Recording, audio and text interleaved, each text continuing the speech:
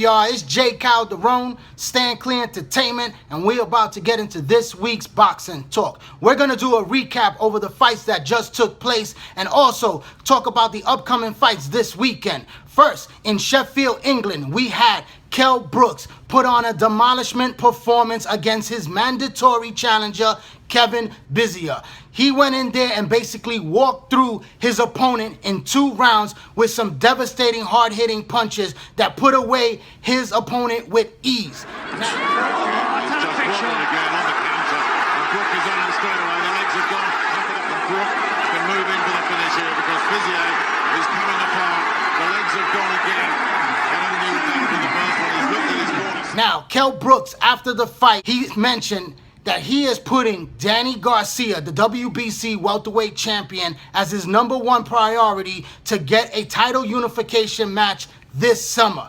We are hoping that Eddie Hearns and Al Heyman can make a deal for this summer so that these 2 young undefeated welterweight champions can meet in a showdown that will be an excellent matchup between these 2. I hope that this fight could definitely be made. I can't wait to see these 2 in action because it's a great matchup between Kell Brook and Danny Garcia. It's a very, very good, tough fight for both men. And I believe that Kell Brook to come here to the United States and beat Danny Garcia the way he did Sean Porter a few years ago. Now, moving along over to the United States, HBO opened up their telecast with a young 23-year-old southpaw prospect in the featherweight division of 126 pounds with a fighter by the name of Joseph Jojo Diaz Jr. This is a very good, young, talented fighter that I was very impressed with when he stepped into the ring against tough Puerto Rican Jason Velez. He put on an excellent, dominant performance against Velez when he showed his quick hand speed that he had with his southpaw stance. Boxing very good. He doesn't have a lot of punching power, but he has enough pop that he kept Velez very honest in this fight. Velez was tough, he was very game, and he tried to put on a lot of pressure. But Diaz was sharp. He was landing those combination punches to the body and head with ease, and he was landing a lot of good, hard-hitting shots, but he couldn't put away his opponent.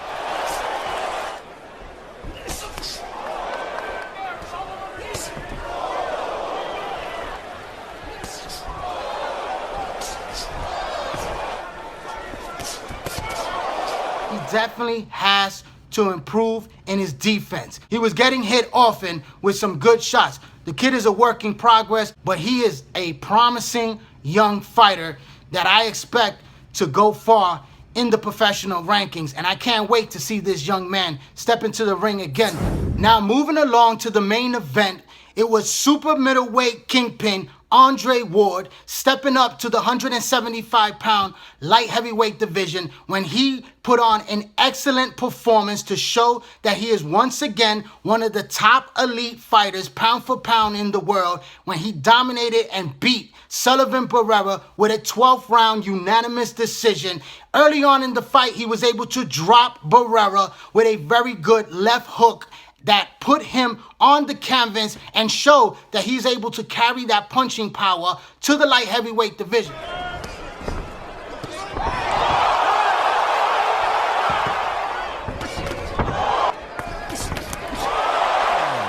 SOG. Now, Andre Ward is not a big puncher, but he has enough punching power to hurt his opponent. He showed that hand speed. He showed great defense in this fight where he was able to make Sullivan Barrera miss quite a few times. Andre Ward was in total control. He pitched a perfect 12-round shutout. I didn't see Barrera winning any rounds whatsoever.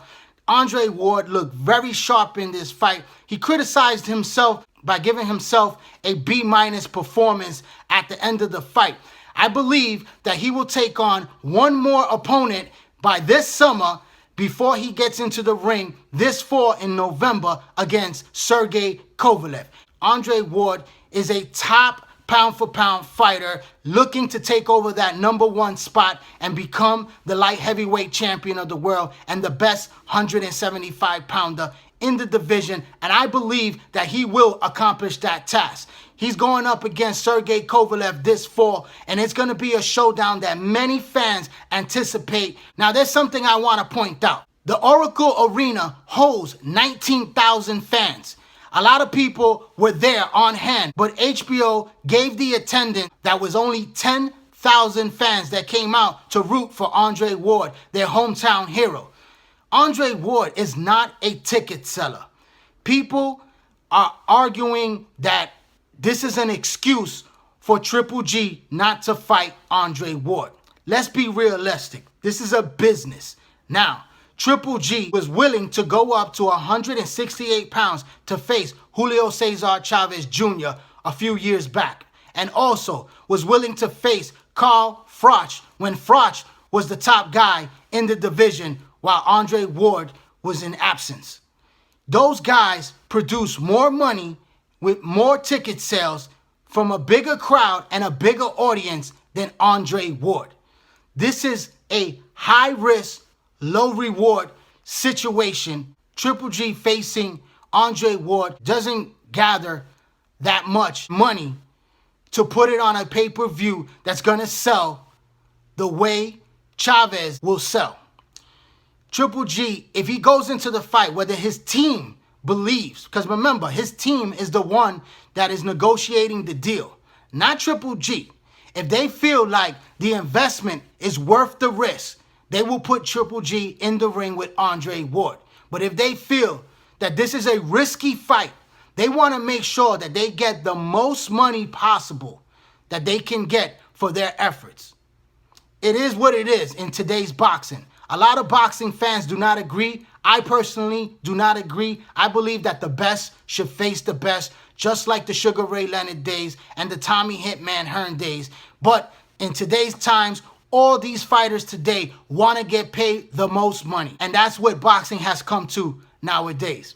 It sucks for the boxing fans, but in reality, this fight will become bigger and bigger as Triple G will take care of business in the middleweight division and hopefully get that fight with Canelo Alvarez and then move up to the super middleweight division and then perhaps take on Andre Ward a little later on in his career, where he would definitely slow down as he gets older and be more vulnerable for Triple G, but the money factor will be there. I don't agree with it, but it is what it is.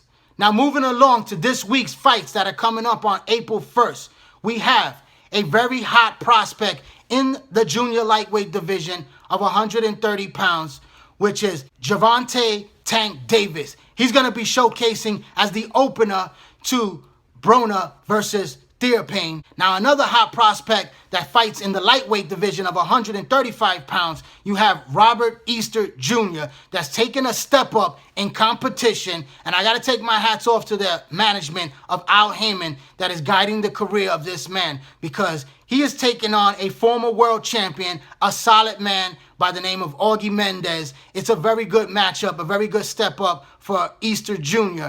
And I can't wait to see him perform, because he's also a very talented fighter, very tall, rangy, good power with good skills. And I look to him to come out the victor in this fight.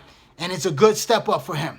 Now, the main event of the evening on Spike TV, it will be Adrien the Problem Broner taking on Ashley Theophane. You can't beat the swagger of Adrien Broner. PBC on Spike starts now. Buckle up, ladies and gentlemen. A lot of people disagree with this fight, including myself. I don't think Ashley Theophane deserves a world title shot, but the politics of boxing, because Floyd Mayweather is the promoter of this fight, he is getting his guy, Ashley Theophane, a title shot and a very big payday against Adrien Broner. Ashley is no pushover. Ashley is barbaric, tough, gritty. I said, if I work with you and you do what you're supposed to do, I'll get you the title shot. You know, it's not going to be easy, as Adrien thinks. Broner, I expect to look very good in this fight. He looks in great shape, even though the controversy that's going on outside of the ring with reports of a warrant for his arrest in his hometown of Cincinnati, Ohio.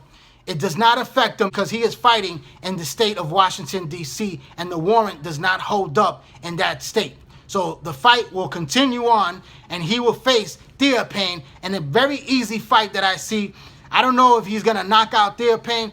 I think it's going to go the full 12 rounds, but it's going to be a dominant performance by Adrien Broner. It's a senseless fight. It's just a big payday for Broner to make, collect another check, get another victory, and put on a performance that's going to dazzle his boxing fans out there.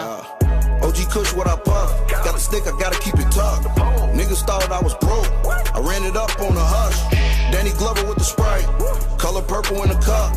Blue cheese in my trousers. Designer belt, hold 'em up. We hope and wish that he could fight a guy like Terrence Crawford, because that would be an excellent pay-per-view fight if that fight was ever to be made.